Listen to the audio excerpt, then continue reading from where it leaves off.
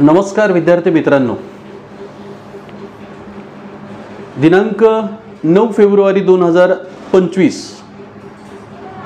या दिवशी स्कॉलरशिपची परीक्षा होणार आहे. इयत्ता 5वी आणि इयत्ता 8वी या विद्यार्थ्यांसाठी एक 2 ते 5 मिनिटाचा व्हिडिओ आपल्या समोर मी प्रेझेंट करत आहे. विद्यार्थी मित्रांनो, यामध्ये मागील एक 7 ते 8 वर्षाचा स्कॉलरशिप शिकवण्याचा अनुभव असलेला मी एक करण सर अकॅडमीच्या माध्यमाद्वारे तुम्हाला काही सूचना सांगतो, त्या फॉलो कराव्यात विद्यार्थ्यांनी. Specially in their the math and IT intelligence, specially म्हणतो आपण त्याला, बुद्धिमत्ता.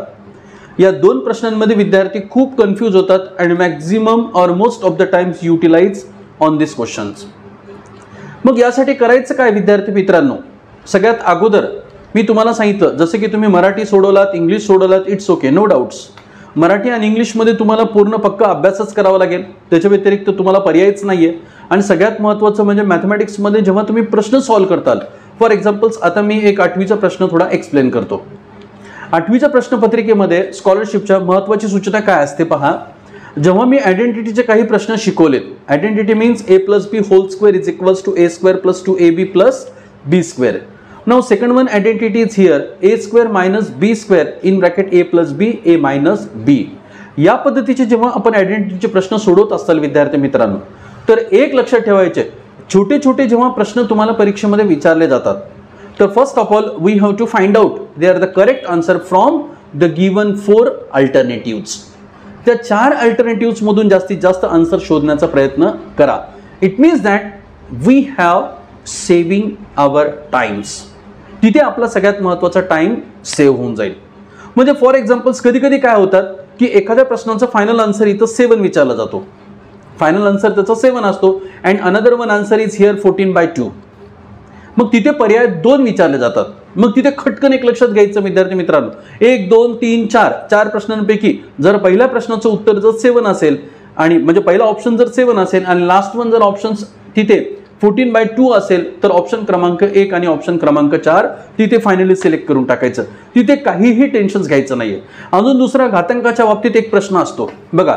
घातांकाच्या बाबतीत तो प्रश्न कसा असतो की समजा 3चा घातांक 0 असेल, 3चा घातांक 0 असेल आणि एक दुसरं जर उत्तर जर 1 असेल, तर कोणत्याही संख्येचा घातांक जेव्हा 0 असतो तेव्हा finally the value of that number is always 1. And option number 3 is also 1. Therefore, both of the answers we will select for that questions. अशा पद्धतीने छोटे छोटे सूचना मी तुमच्या समोर घेऊन आलेलो आहोत. त्याच्यानंतर कंपाऊंड इंटरेस्टचा एक प्रश्न मला आठवला होता. जसं की मी काल माझ्या वर्गामध्ये केशवराज कृपा कोचिंग क्लासेसच्या माध्यमातून बऱ्याच विद्यार्थ्यांना मी मोफत स्कॉलरशिपचे क्लास हे विद्यार्थ्यांना फायनली आम्ही एक्सप्लेन करत असतो बेटा.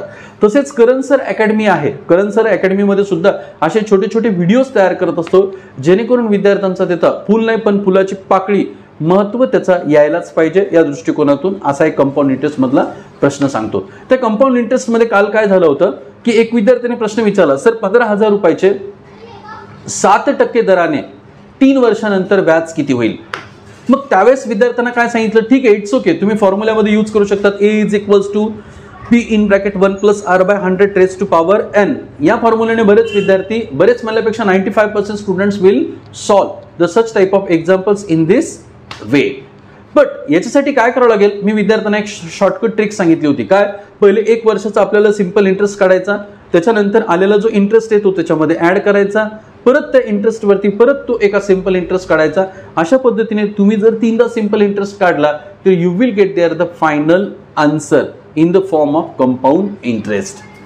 म्हणजे 10,000 रुपयाची तुम्ही जर एखादी वस्तू विकत घेणार 10% दराने किंवा 10,000 रुपयाचं तुम्ही कर्ज घेतला, 10% दराने तुम्ही 2 वर्षानंतर ते किती भरणार आहात? मग 10,000 वरती 10% दराने आपण जर व्याज जर विचार जर केला तर 1,000 रुपये व्याज झाला सर, मग तो झाला 11,000 रुपये.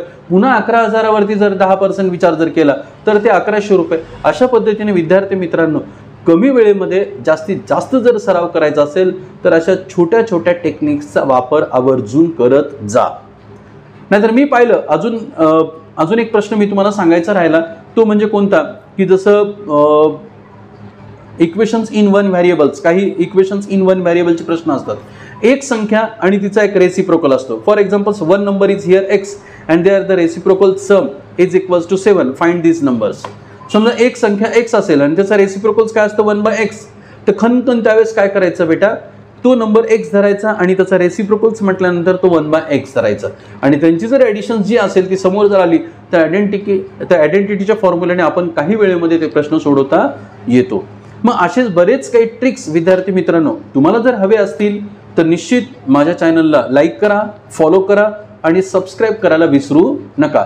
आणि जर तुम्हाला काही अडचण असेल स्कॉलरशिप प्रश्नासंदर्भात, any doubts in their the any questions paper, जसे की IT मध्ये तुम्हाला डाऊट्स वगैरे असतील, जसे की तुम्हाला मॅथ्समध्ये काही एनी टॉपिक्समध्ये तुम्हाला डाऊट्स वगैरे असेल तर you will directly ask your problems in their the description box. त्या डिस्क्रिप्शन बॉक्समध्ये तुम्ही स्पेशली तुमचा एक प्रॉब्लेम्स तुमचे कमेंट्स म्हणून तिथे टाकायचा. I will explain very well, or if any other problems in there the mathematics, then you will directly call on that number 7507440166. या नंबरवरती सुद्धा तुम्ही कॉल करून तुमचा प्रॉब्लेम्स विचारू शकतात, or directly come at my address Keshavraj कृपा coaching classes, Selu, Parbhani. Okay, thank you.